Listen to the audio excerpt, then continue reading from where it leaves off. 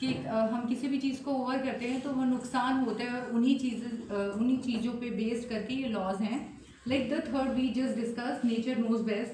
So we can take example of excessive pesticides का use करते हैं तो फूड चेन कहीं ना कहीं इम्पैक्ट होती है, डिस्ट्रप्शन होता है.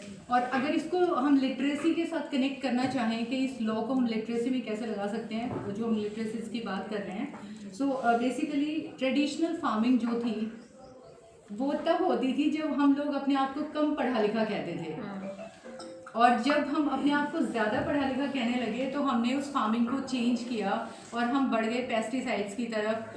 ये सोच के कि यील्ड ज़्यादा होगी, पैदावार तो ज़्यादा हुई, लेकिन उसका नुकसान कहीं ना कहीं एनवायरनमेंट को और हम सबको भुगतना पड़ा. तो बेसिकली ये सब इंटर रिलेटेड होता है. तभी कहा जाता है कि nature knows best.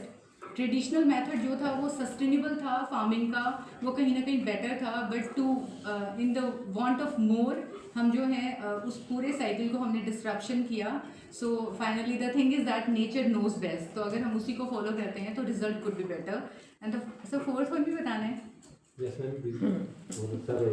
Fourth one it was everything must go somewhere. ये वाला नहीं हुआ ना? There is no such thing as free lunch. There is no such thing as free lunch. Like we are going to have lunch or the refreshment soon, but for that we have to attend this PLC.